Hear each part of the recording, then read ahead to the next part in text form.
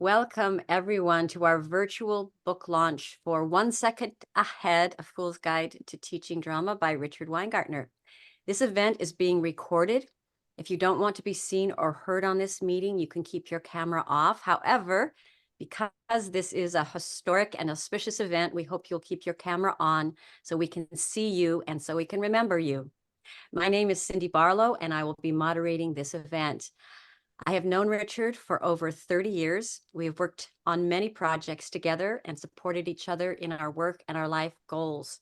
Richard was kind enough to produce and direct my first play, and he has coached me on several other performance projects. There are very few plays that I've performed in that Richard was not there for. He also attended and shared my book launch and supported me in manifesting and publishing my first book. Writing is a lonely business because no one cares, really, unless you have a book advance or you're being paid for your work or you have a deadline. No one cares. This is why it is a miracle when someone, anyone, musters up their talent and puts words to paper and writes a book and publishes it. That is why those of us who are creatives depend on each other for support. So thank you all for showing up for Richard today and being here to support the launching of his first book. If you're watching this later on YouTube, please add a comment for Richard and be a part of this celebration.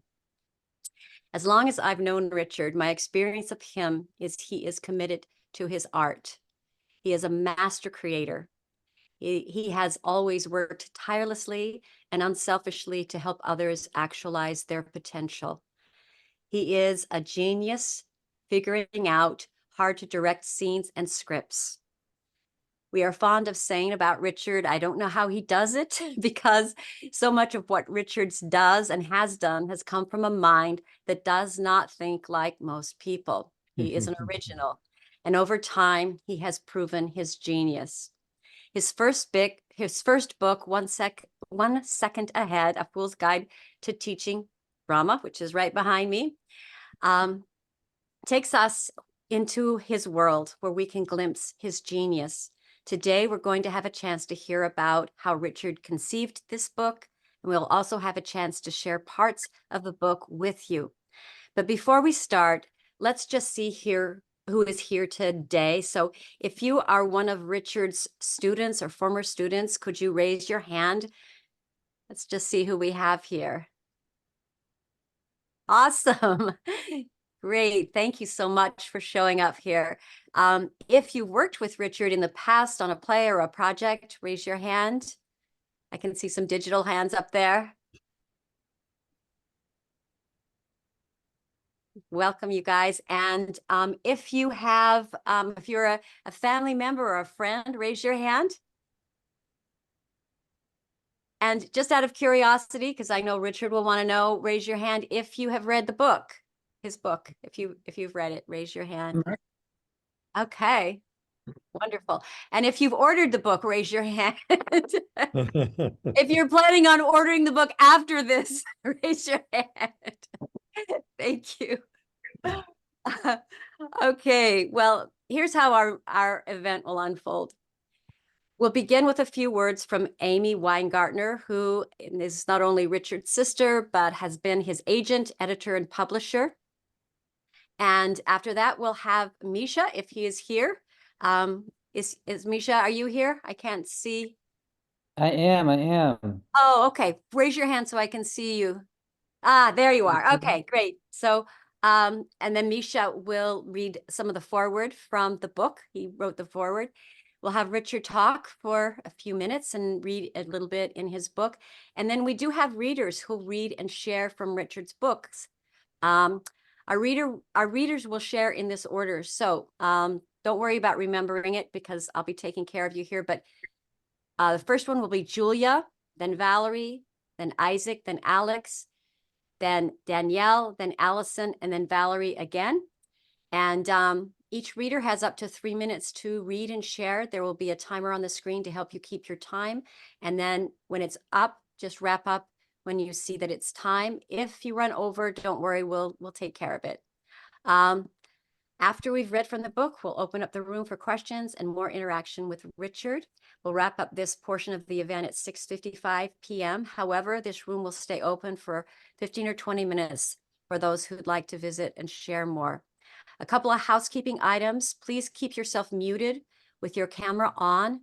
When it is time for you to speak, please unmute yourself by clicking on the microphone sign at the bottom of your screen. And when you're done speaking, please mute yourself again. Please don't use the chat when speakers are talking. At the end of the meeting, I will be asking you to put comments in the chat for Richard, so please wait until then. So without further ado, I'm going to invite Amy to begin. And I'm probably going to go ahead, Amy, and I'm probably going to put you up here. So, okay, excellent. Thank you, Cindy. What a wonderful job you've done here hosting this thing. It's incredible to see everybody here. I'm so excited after this whole process of working on this book for so long, it seems, to have everybody here and have you put this all together. I do have a few words I hope I don't go over. I just want to talk a little bit about why I got involved with this, why me of all people, and not just because I'm Richard's sister, but because of a lot of the work I've done in publishing, and just give you guys a little perspective on what it takes to accomplish something like this on Richard's part and with all our collaborators. And then I'm going to read a little bit of our introduction, my introduction to the book. So I just want to start by saying that, you know, Cindy hit on this about, you know, nobody does care if you write a book, but I really want to stress this idea that writing a book is an act of faith and commitment. It's faith that you're going to finish it, that you know what you're doing, that you will find it even interesting as you go, and that anyone will read it and find it interesting as well. Committing to writing a manuscript is not for the faint of heart. Most writers stop and start over and over, and many just stop. Writing is a solitary creative act, and the commitment at first is only to oneself, and that commitment cannot waver. And Richard's commitment to this process was steadfast and remarkable. And it was truly a joy for me to witness that as his sister and his co-conspirator in this process of bringing this book into the world. Beginning to end, Richard had his eye on the finish line. And let me tell you how important that finish line is. For most of my career, I've worked in publishing as an editor. And in decades of publishing, I learned the difference between a manuscript and a book. A book is not a book until it is published. Otherwise, it is a manuscript, a book in waiting. It's perhaps finished, but not released into the wild. So while writing is such a solitary act, after faith and commitment comes collaboration. Because for a manuscript to become a book, many, many people need to collaborate on it. I've shepherded hundreds of books, comics, and magazines through their stages from written manuscript to editing to design to publication. And I can testify that, credited or not, anything published depends on many, many people doing their part. Richard was brilliant to collaborate with, and he chose brilliant collaborators who I want to thank, a small but mighty crew that contributed to this process immeasurably. Cindy Barlow and Misha Chowdhury for their wonderful afterword and forward, and Crystal May Statler for her design expertise and all her design guru-ness. And I especially want to thank them for getting their work in on time. On time is the highest compliment you can give to a book project when you're in publishing. Story does come first, but that thing needs to get done and get out the door. So thank you all, and for being here again. Thanks to these wonderful contributors. Thank you, Richard. It's been such a joy for me to be part of this and publisher. And so let me just read I'm just going to read a couple short excerpts from my introduction. Obviously, I've known Richard my whole life. He's my older brother. So this little part is about my experience with him in terms of his theater world when I was younger. I remember being inspired to love theater by seeing Richard play E.K. Hornbeck in his high school production of Inherit the Wind. I briefly wanted to be an actor then too, and asked his advice. And in response, he steered me toward reading Uta Hagen's Respect for Acting. I did a book report on that sage and foundational book from my 7th grade English class, much to my teacher's stunned surprise. I eventually had perhaps too much respect for acting and decided it wasn't my thing, and that writing words was. And I became a writer and editor. So it is that I am grateful for this opportunity to midwife and edit this book of Richard, so filled with wisdom, astounding observations, humor, ironic wit in spades, compassion, common sense, and a sprinkling of his personal history. Running throughout this book, There's a devotion to hard work, to respect, to fellowship and community that is rare in any teacher and is necessary to any worthwhile endeavor. This book reminds us, practicing artists, that the only thing that comes before story is commitment to work, to truth, to love. And even before that, discipline of mind and body, hit the gym, the pavement, the floor, drop and give me 20, as Richard might say. And as a writer, a solitary undertaking, I admire Richard's dedication and discipline to community, and I'm grateful to him for reminding me how essential both are to a productive creative life. Thank you. Thank you. All right. Thank you, Amy. Nice job, Amy. Very good job. Okay, Misha, you are up. Go ahead. Oh, wow. I have to talk before Richard. This is wild. Hi, everyone. I know that I'm just supposed to dive in and read this, but this feels like a rare, I'm just like staring at everybody's faces and having a moment of like gratitude at seeing everybody here. Richard asked me to write a little something for the foreword to this book, which I'm going to read a little bit of. I feel like I was just sort of like channeling our communal alumni energy in writing these few pages. So I'll just read this on behalf of all of us. All right. I first heard Richard Weingartner's name in the hallways of Wayland Middle School. All the theater kids whispered it with a kind of reverence. I wasn't a theater kid. I was skinny, brown, and secretly gay in a lily white town, and I couldn't seem to figure out where my arms should go when I walked. I was good at school, and I had an ego about it. But I envied the theater kids, their camaraderie, their confidence. So I tried out for the plays. I was so nervous my monologues were barely audible. I didn't get into As You Like It. They never cut anybody from the musical, so there I was in a sea of pubescent faces and Fiddler on the Roof and Pippin. And in rehearsals, I kept hearing this name, this mythical Mr. Weingartner who directed theater at the high school. That year, the high school was doing Hamlet. So I went to see what all the buzz was about. Amber Gray was playing Ophelia and Daniel Zajic was Hamlet. And I remember the little theater stage had been extended into the aisles and Hamlet was so close to me, I could feel his spit on my forehead. I had never experienced anything like that. So alive, so muscular, and it blew my fucking mind. I wanted to do that. I wanted to be a part of that. For 30 years, Richard Weingartner led a quiet revolution in our tiny Massachusetts town. The revolution had a mantra. Story comes first, he would say, by which he meant, leave your shit at the door, your egos, your angst. You're here to work hard, to tell a story together. For a bunch of teens competing for grades and social status, that was a radical idea.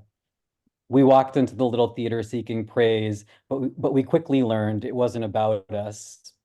It was about reaching for something beyond ourselves. And in that reaching, we discovered ourselves. Theater with Richard was boot camp of the body and soul. We trained as a company 5 hours a day, 6 days a week, 3 shows a year. As soon as the bell rang at the end of the school day, we were there in the back hallway, changing into warm-up clothes, shedding our skin, and then we were on stage doing push-ups, sometimes before Richard even entered the theater. Because we understood, the stronger we were, the more dexterous we could be. We understood that no matter who we might be out there, here in this theater, we were an ensemble entrusted with sacred work. Something different was expected of us here. Richard raised the bar and we rose to meet it. At the start of every rehearsal, we would swing into a wide circle, take hold of each other's sweaty hands, and Richard would say, take a look around. These are the folks who showed up. I remember freshman year, I made this character collage for my character in Fame. It was my first production at the high school. I was so awestruck to actually be on that stage in Mr. Weingartner's presence, this cowboy with Captain America tattoos who rode right up to the front door of the theater on his Harley Davidson. I was determined to make a good impression. Richard had each of us do character homework, even the unnamed ensemble members. We had to give ourselves names and histories and hopes and dreams. And I remember thinking like, yes, I'm going to kill this assignment. I'm going to make the best collage ever. I spent hours on my parents' computer that night. I named my character Diego Ibrahim and gave him some wildly complicated backstory, half Puerto Rican, half Arab, grew up in East Harlem, wanted to dance in Alvin Ailey. I even photoshopped a childhood picture of myself into some Puerto Rican landscape. And the next day at rehearsal, we all shared our character collages. I don't know what I expected exactly, probably for Richard to single me out, to applaud my efforts somehow. What I didn't understand then was this wasn't about pleasing him or anyone else. I wasn't going to get points for doing a good job. So often in rehearsal, I would ask him something like, can I walk over to this side of the stage? And he'd be sitting there smoking a pen like a cigarette and say some Sphinx-like thing like, can you? It's a free country. I can do a lot of things. I can put my hand in a blender if I want. And I remember being so confused so much of the time. But that was the point, that bewilderment, because he didn't have the answers. He wasn't going to pull out a magic wand one day and anoint me a great actor. He was teaching us to make choices and to see where our choices led. There was no destination. There was only this story, then the next story, and the next. And somewhere down the line, you might realize you'd learned something from that choice you made 3 shows back.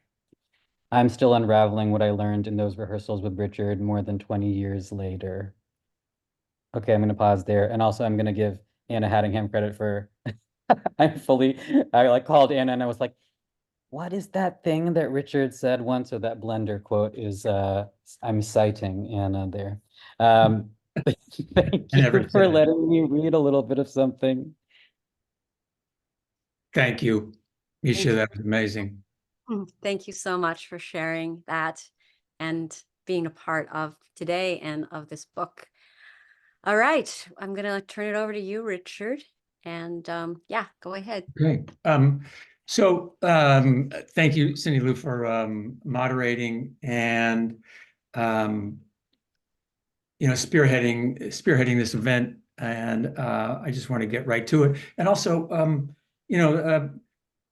Cindy helped me an awful lot on this book, in bits and pieces. I'm pretty reticent to share a lot of my work with people, but she was the person who found the title on the first page, and she rejected a couple of titles and said, that's not what your book's about.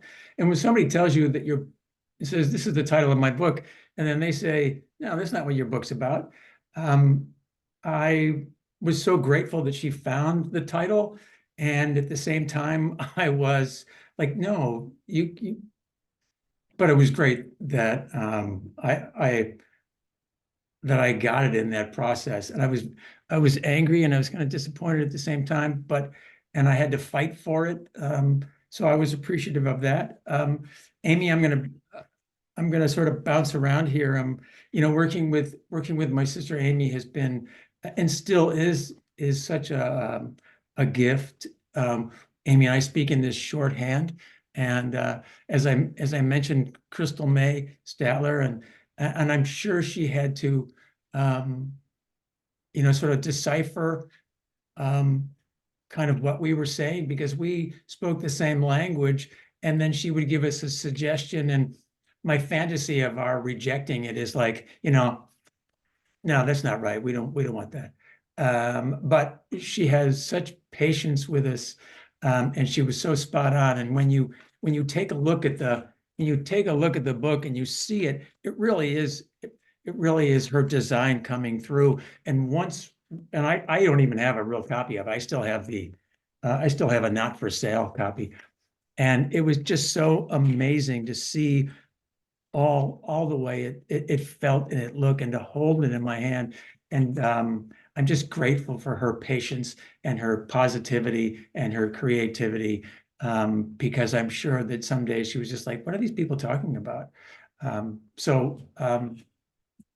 And again, this is Amy's book as well. And I'm going to read you a little piece of it. And I'll just describe a little tiny bit of my process, and it's going to be really pretty. I was writing 2 plays, and I was working on one, and once I got stonewalled with it, I started writing another one. And so then at one point I was writing 2 plays, and then around December of 2019, I started working on this because I was going nowhere with my 2 plays. And this is how I think maybe the first 20 pages for me were almost stream of consciousness. This is page 1. If you have your copy of your book at home, you can take a look at this. I'm just going to read page 1 to page 2. And I wrote this thing and I liked it and I did not edit it. And this is how it came out that particular day. I'll take my glasses off for this, otherwise I can't see. The classroom. The obvious choice is to get rid of the chairs and desks, to create an empty space, empty enough to find, use, and discover the famous 6 areas of space: front, back, side, the other side, up, down. Not only are these places, but they are also destinations, positions, and images. They are part of a catalog of ideas and physical states that my awareness must behold and hold fast. The performance space is a mystical place, a sacred space. The voices of the past resonate in the walls, the chambers, above the rafters, below the stage, to the basement, to the earth herself. Stage right lives in the chaotic possession of the actors, as does stage left, a whole lot better if you breathe. The only way to get someone out there is to be out there yourself, teacher, guide, instigator, coaxer, fool. The limb of the tree is the tree, I keep saying to myself, as if I know what I'm saying, whispering, the limb of the tree is the tree, as if I can't remember my next line. Every day, sometimes all day, sometimes out of the blue, sometimes the limb bounces beneath me, swaying, daring me daring back. Ready or not, your students walk into your classroom. Some have walked these limbs before, others are less sure of the journey. The ensemble begins to take shape. The newcomer is the most important part of this idea in class or production. They carry possibility in their backpacks, eyeing you with well-earned suspicion. Here is the trust and confidence and practice. Here are your partners, your fellows, urging each other higher, showing you the way down from these limbs. That too is a craft. Skills needed: strong, able hands, feet and arms, courage and patience. Now climbing down, the actor learns balance, pacing, discovers dexterity, and defies gravity. The actor is on the brink of the next second, and you, the teacher, are only 1 second ahead. The trick within all of this was to take that seemingly stream of consciousness and write a whole book in that voice. And so that's what started me on this journey. And I was lucky to keep the pace up and just stay with it. Now, I don't type, so I dictated this entire book into my Word, and that I don't wish that on anybody because your computer you have to tell it where to put the punctuation. And those of you that know me know that I don't know punctuation. So one of the things that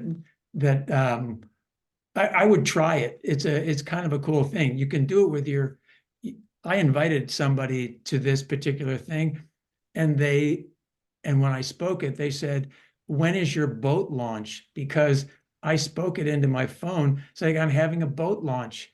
I said book launch, but it said boat launch. And they're like, I didn't know you had a boat. I don't have a boat. I have a book I want you to take a look at.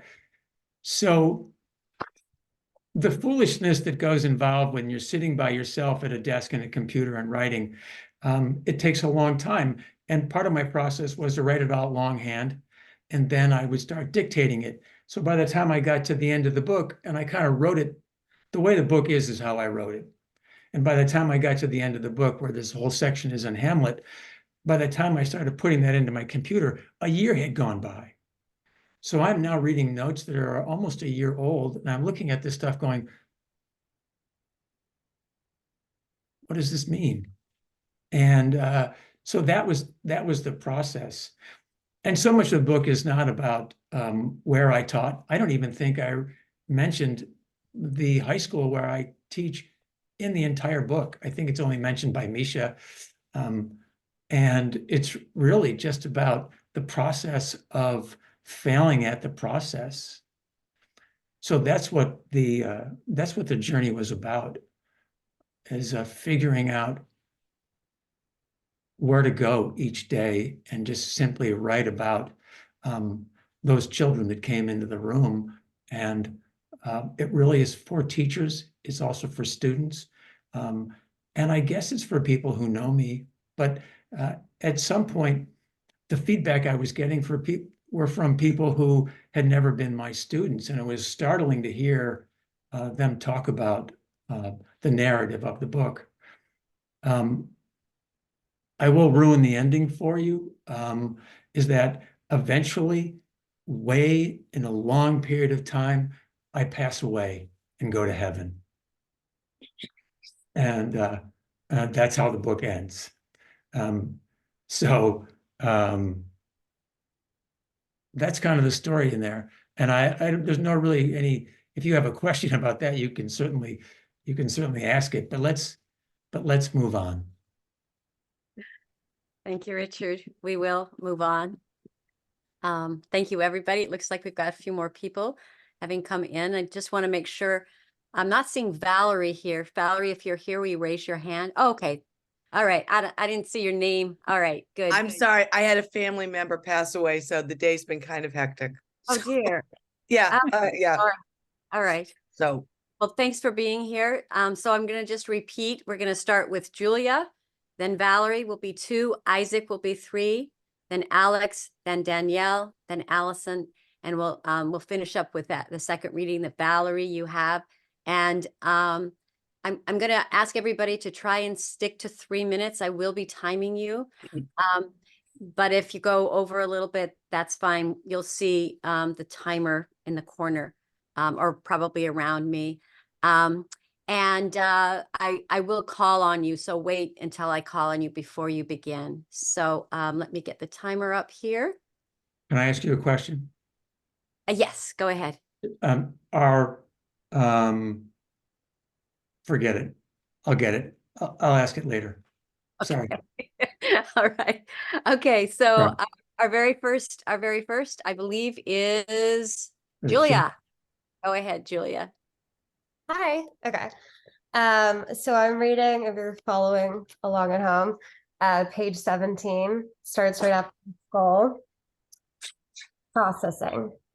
The school year for a teacher never really ends. Summer starts, planning begins, processing stories, methods, content, and reading plays and musicals. Standing at the shoreline and water up to my knees, reading Hamlet repeatedly, I attended the theater a lot more. Always amazed that anybody could direct a play. How do they do that? I know I did it. I'm not even sure how I did it. When school started, my restlessness would take over. Walking around campus, visiting people, stopping here or there, finding a corner in the library, writing a little bit, get up, head back to my classroom, scribble notes everywhere. During rehearsal time, I'd track down one of my actors. What are you doing right now? They'd say, studying for this or that. Of course, they'd be with friends, flirting, or maybe really studying. Me getting dubious looks from the study pals. You got time before the block ends? Let's chat about a few things. This type of commandeering went on for 30 years, rolling up to a lunch table. Finish your lunch, meet me in the theater. Sometimes it was a command. Throw that homework out, son, we got a show to do. This exchange would be with a veteran actor who understood that I needed help or some advice. I would have an idea that needed an audience. I relied heavily on my actors as feedback. Hey, I just finished your monologue. I'll read it to you.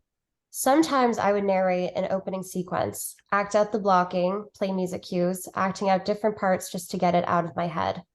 I didn't want to lose the energy of an idea. I needed them. The images were always changing and shifting and were more elusive than my school keys. I was often unclear at communicating these free-flowing ideas swirling about. Kids would just look at me and nod. They knew I was onto something, but it wasn't connected yet. That's it. And you chose that, why?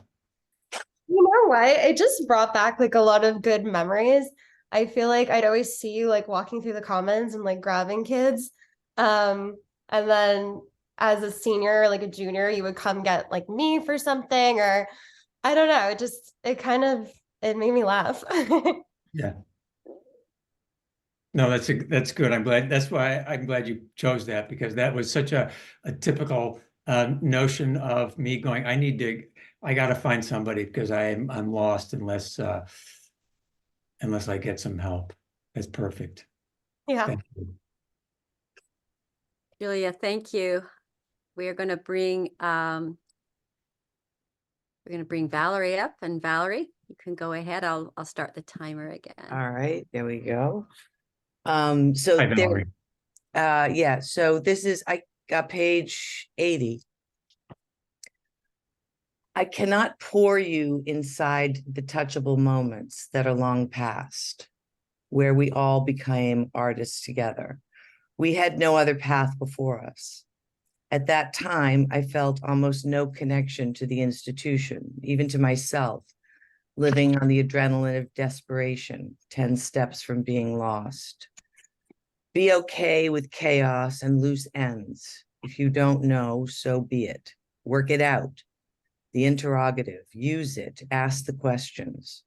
Who is a little confused out there in this transition? Okay, work it out. Check in with somebody. Let's figure it out. Rehearsal is where the interrogative meets the imperative. The character can never fully understand the world of their story, just as you and I can never really know our own story.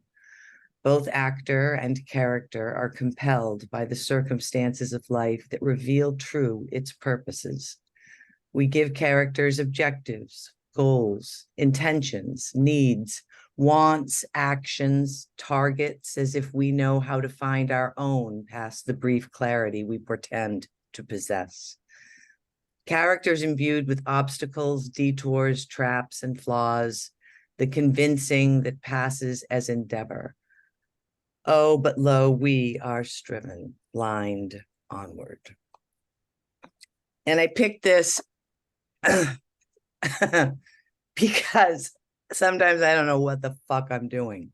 And I'm in the middle of working with a bunch of students, and they're looking to me for the answers.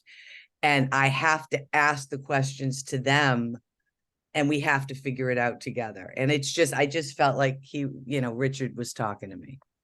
It's very specifically to me.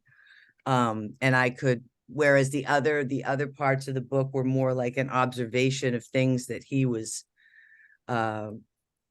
practicing in his teaching and methods that he was using. This was like a moment where I felt like I was being addressed very specifically. I mean, not that he was only talking to Valerie, but as a teacher, I identified with it. Although maybe you were just talking to me, Valerie. I could have been. Yeah, all of us get lost together, and it really is. It's when I hear you read it, it really is the sort of the loneliness of the long distance runner, because when you're in it, you plan it, but you don't know it. And you're right about asking those questions just to hear an answer, because you might get the answer that you're looking for, or you might be to another direction. But thank you for choosing that. I appreciate it. All right, we're gonna move on. I heard a beep. Thank you both. Thank you, Valerie. And I'm sorry about It's Dorsey. Oh my goodness. There you go. Sorry. Well, thank you. Yeah, of course. Well, our next reader is Isaac, and I believe he's probably our youngest reader today. So Isaac will spotlight you, bring you up. All right. Isaac. So I don't have the book yet, so I'm just reading it off my phone. So I'll be reading the first 2 paragraphs on page 13. The drama teacher is a dubious character, revered or reviled. Quickly you realize that perhaps you are the only one who takes your job seriously. Directors and actors are show-offs and people pleasers. They are prone to believe what they think and what they say means something past the time it took to say it. I had a lot of big feelings as a kid, and I didn't know where to put them. My mother, dear Betty, often told me I was making a big production out of things. Stop making a big production out of everything. That's what the job requires, and that's what we do. The soul needs a place to reveal itself, to be recognized, heard, and understood. Maybe our soul needs to be urged out through the rituals of life we create. The practice of teaching theater became a ritual of hope, stepping out into the spotlight that reveals characters' most dangerous and private thoughts. A song that arises from the deepest part of a child's being with which only the soul can provide. Educators are frightened of the soul, aren't they? That's it. So, anything that it brought up for you? Oh, no. So I'm new to theater actually, but I've noticed that being a drama teacher is really, there's really nothing like it because you're doing things that no one else really can do unless they're in that position. And I really enjoyed reading that passage, and I thank you for allowing me to read it, and I'm excited to read the full book. Beautiful. Thank you. Appreciate it, Isaac. Thank you. Thank you, Chanel. All right, let's move on. Thank you both. Yes, we will move on now to our next reader, which will be Alex.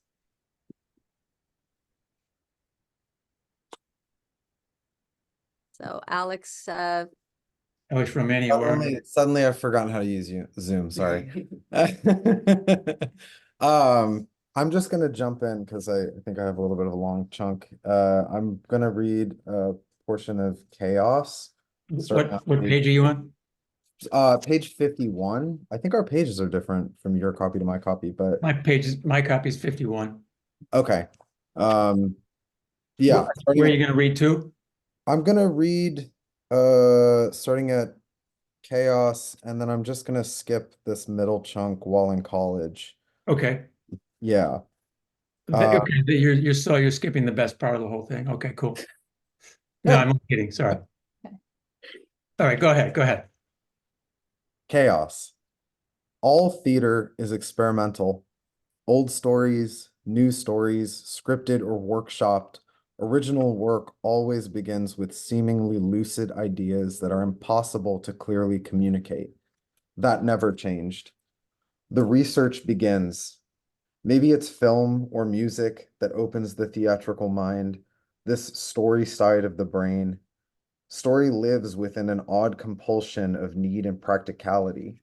Sometimes it's a real event, other times it's an exploration of genre that doesn't usually live on stage.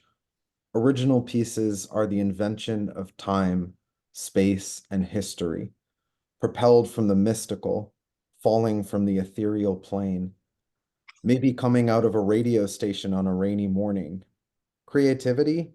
It's stolen, conjured, borrowed, and waiting for you to pick it up. It's an occurrence, an opportunity.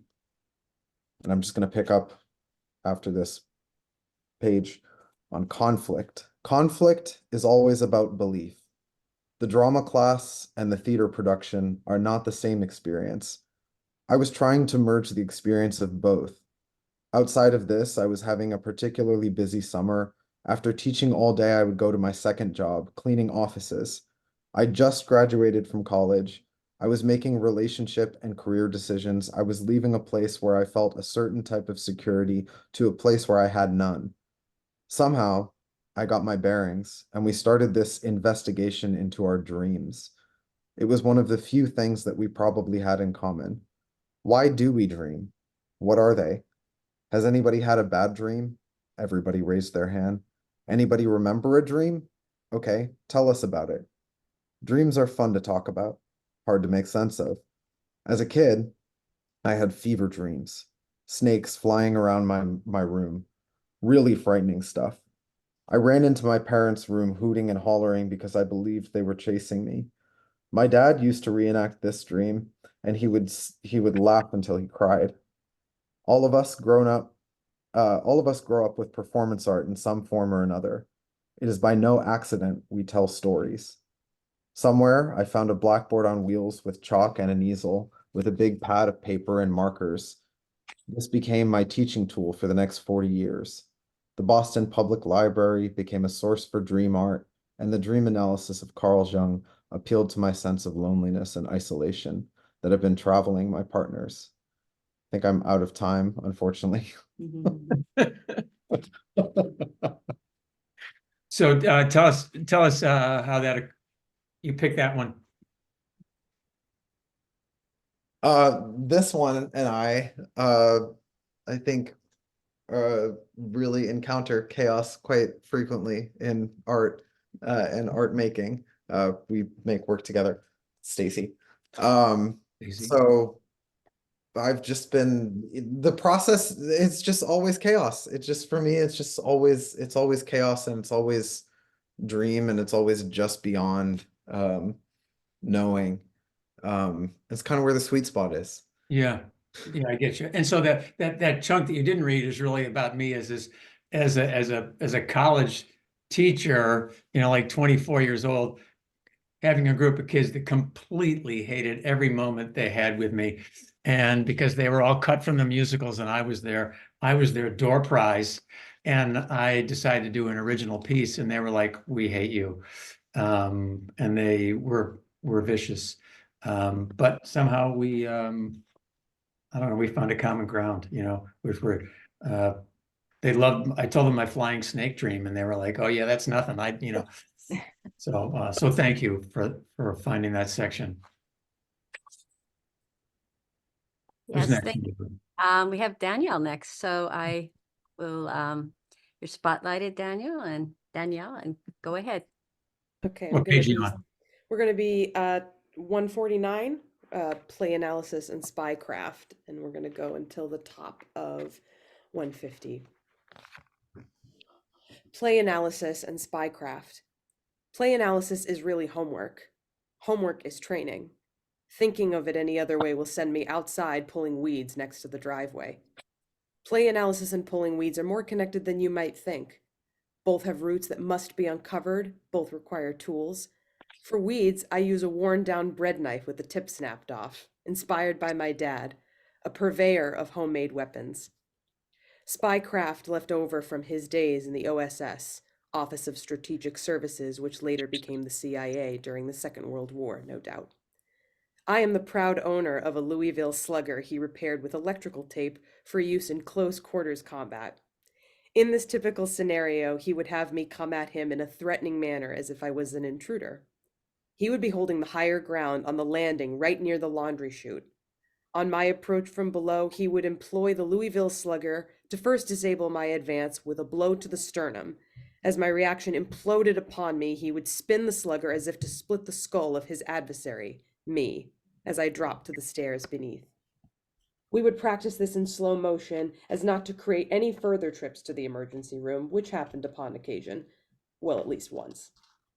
Slow motion allowed for the use of an arsenal of grimaces that was required by close quarter combatants. I was quite versed in slow motion somersaults down the staircase. My dad was my first stage combat instructor. I practiced his slow motion methodology throughout my teaching career. He would use a bread knife on the weeds between the bricks on our front walk, and then he would place it back in the kitchen drawer. The bread knife caper taught me a specific tool could act as a double agent with dual capacities, rendering unique results. He didn't need to tell me to never speak of it. I had been keeping secrets ever since. The statute of limitations is well past. Thank you. Tell us about it. Well, some divine intervention told me to pick this passage. But I think it's actually the perfect summation of you, is that, telling us some story that seems to be selected through, the deepest crevices of your memory, and we're like, what the hell is this about? And it really actually comes with a deeper, more profound meaning. And even as I read it now, you know, as an actor, I think about, you know, your process and how you get the quote unquote results that you need. And the older I get, I just realize, well, whatever works, you know, whatever works to get you there. And I think there's something to that bread knife in the weeds that really helps that entirely. Yeah, yeah, I hear that. Thank you. Appreciate that. It's great to hear that. You know, when you read it, when you write it and read it, it doesn't sound as good as when somebody else reads it. So thank you. Thank you. Thank you, Danielle. And Allison, we'll bring you in and go ahead. Hi, Allison. Richard. Hi, everybody. I'm so honored to be here this evening. So I'm going to read the bottom of page 7 to the top of page 8. And I think you're going to know why I'm reading this passage. The schoolhouse is an amazing place to be. Everybody wants everything to go well. Everybody makes the same mistakes over and over, the same issues, the same joys and successes, the same lessons to be learned. At the same time, I changed, the kids changed, times changed. Over time, I felt I was in my natural skin while teaching. I had classes that were simply a blast. I wore my imperfections on my sleeve, or at least they were easily found in my backpack, along with my pettiness, self-centeredness, regret, and host of character flaws. Along the way, I discovered that teaching is belief, surrender, commitment, truth, honesty, willingness, humility, reflection, amendment, atonement, and service. It's also the opposite of everything on that list if you are not paying attention. Teaching is an imperfect craft that places my character traits on full display, especially the ones that simply get in the way. They need to be worked on far more than subject matter. The more I remove self-assertion from the process, the closer I'm getting to the truth and can give honest service. Otherwise, all I'm doing is running downhill in the rain, mimicking fear-based toxic traditions of power. Alice, Thank you, tell us Al. about it. Tell you about it. Oh boy. Well, so I get the chance to teach with you and then teach by you and teach in your sphere when I was, what, 24? And that's amazing that I had that opportunity because it's hard. It's humbling work. And sorry, I'm weepy and emotional. What fun teaching with humble people it is, because it is it's very real. And so for all of you who are thinking about the soulful piece of all that Richard is and is conveyed in this book, think about putting that in an institution like a high school, and then basically feeling the doors and walls just like blow up, right? It's just an incredible thing that I had a chance to work with you in an institution like a high school and to become a teacher and leader. Oh, thank you. Thank you. I appreciate it. That's a great, yeah, hearing you read it is very moving. So thank you for reading that. Appreciate it. Thank you. Thank you, Allison. And we're going to finish with our last one which is Valerie. I'm just trying to see where you are, Valerie. Again, okay, there you are. Okay, I'm going to spotlight you here. Sorry, you've just got my last name on there. Yeah, so I'm actually reading the very end of the book, starting the middle of the second paragraph on page 182. Okay, wait a second. Let me just get there. Yeah. Okay, go ahead. It's the technique within the craft. that shows the character in a world of choices, to the precision of action that is built by intention, fortified by desire, propelled by obstacles, given to the audience with gratitude, passed down from other actors, at times fraught, at times unequaled. I don't know if teaching brought out the best in me. The artist, the storyteller can't do it alone. A story without the faces and voices of those student actors holds no currency, no urgency. There is an aliveness at rehearsal that is incomparable, arriving as clarity and commitment, which are values of preparation and experimentation and purpose. There is also an insidious imbalance that is profound and confusing that arrives from losing sight of this mission. Every cast list, every production is a covenant, an accord of responsibility to the story, its authorship, and ruling intentions.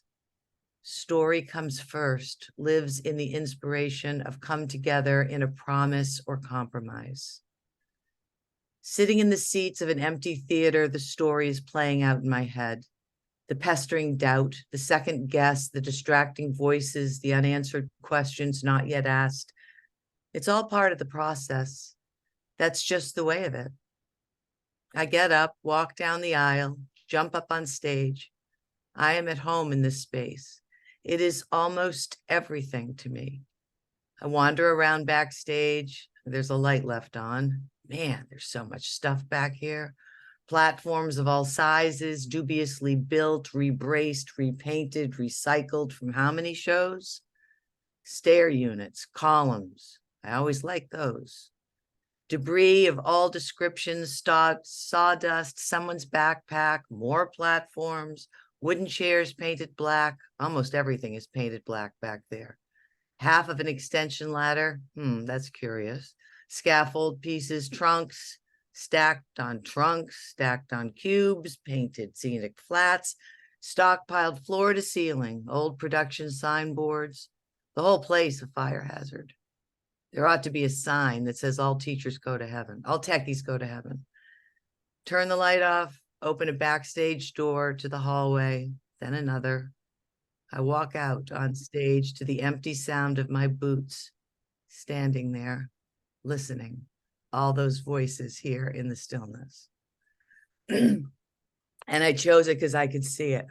I spent enough time there with Richard and many of you that are on this, and I'm thrilled to see all of you.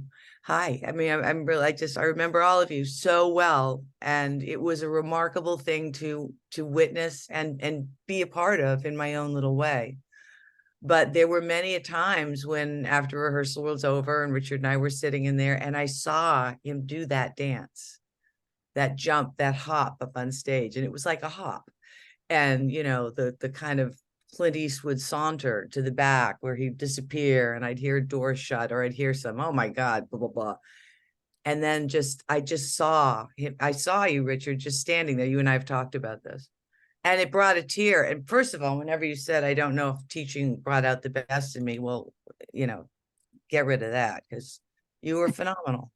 You really were. It was an absolute privilege to witness what you would do. And like I said to you, half the time I'm sitting there going, what is he doing? I don't get it. And I was so thrilled because all the kids had the same expression on their face. So I thought, okay, they don't get it either. But then somehow we all did. It was like you had this, and that's what I love so much about this book, was that by watching you, I couldn't really figure it out. But this was like, you know, riding the whitewater raft of your inner consciousness.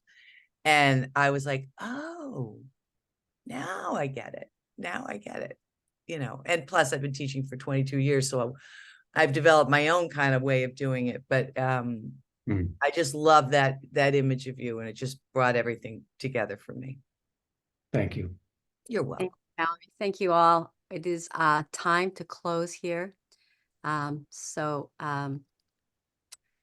you to all our readers and participants. I'll just say them again. We have Amy, Misha, Julia, Valerie, Isaac, Alex, Danielle, and Allison. And also, we should also just say, Crystal, thank you so much. You are a big part of all this. It's time to close this event. Before we do, I'm going to read just the last of the book. This is the last paragraph or two of the afterwards that I wrote for Richard. Hopefully I can see it.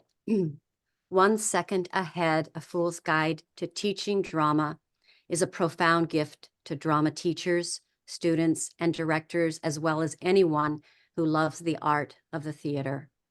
Richard tells us you can't learn directing from a book. True.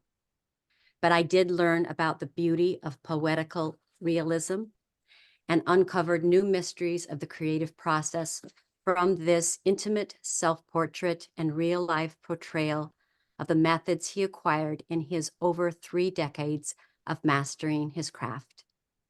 Richard is a master, and his book takes us all into the classroom where we can experience firsthand what it is like to be an acting student, to stand on stage, to stretch ourselves. His book is written as another form of poetical realism. I experience Richard as an original thinker. His system comes from a mind that is ineffable and touches genius. He is effective, and the results speak for themselves. One of my acting teachers once told me, plays are like sculptures made in snow. They have their moment and are not meant to last. So is life. 1 second ahead allows something that was once sculpted in snow, to last a little longer. We have another chance to hold on to and ponder the wisdom and methods of One Fool's Guide to Teaching Drama. Thank you, Richard, for giving us a door into your indelible creative process and for all the memories. To quote Eastwood's outlaw, Josie Wales, I rode with him. I got no complaints. Thank you, Cindy Lou. Thank you. So now, as many of you know how to do, Richard is going to lead us in circle, and we're going to clap out. Oh my Go ahead. gosh. All right. So I know all of you just love Zoom. So we'll start it this way. So for those of you that haven't done this, I want you to just put your hands kind of to the screen next to you. That way you're some person's kind of touching you. It's that. Thank you, Valerie. And I feel Rachel is to see if we can get our hands closer. Thank you. All right, I'm just going to do it this way. Allison, sorry, there's nobody there. So I'm just going to just close your eyes here for a second, and I'm just going to sort of walk you through this little meditation. First of all, I'm so grateful for that you're here today, and all of our stories showed up today, and that's the miracle as we virtually hold hands. And as you open your eyes, I just want you to open your eyes and just take a look around the room and see who's here. These are the people who came to be with you today, and they will always be with you in these moments in your reflection. And I am so grateful for that. So I'm going to go 1, 2, 3 when I do, and then we're all going to clap. It'll look like this on screen. Okay, ready? 1, 2, 3. Thank you, Richard. Thank you. The room will remain open for a few minutes, but before you leave, if you wouldn't mind just saying something to Richard in the chat. It's something that he'll be able to keep for today. And I'm going to stop the recording too. Let me just stop it. It's 7 o'clock. And it's 7 o'clock. We made it in 7 o'clock. time. So. Thank you so much for being here. Real